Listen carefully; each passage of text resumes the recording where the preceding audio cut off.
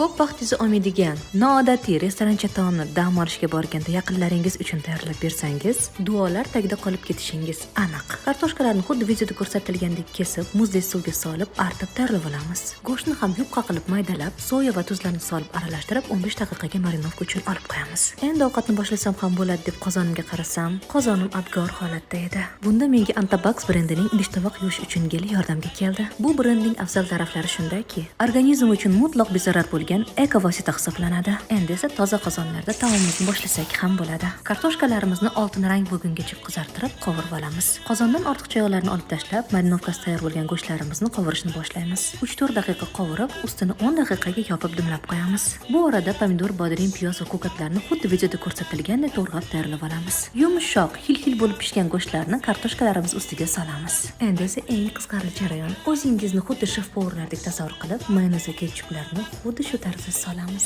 Oldindan tayyorlab qo'ygan pomidor, bodring, piyoz va ko'katlarni xuddi videodagi ketma-ketlikda joylab olamiz. So'ngra taomimiz yana ham sochini chiqishi uchun ketchup va mayonez bilan yana bir bor ishlov berib boramiz. Shunday qilib restorancha taomimiz tayyor.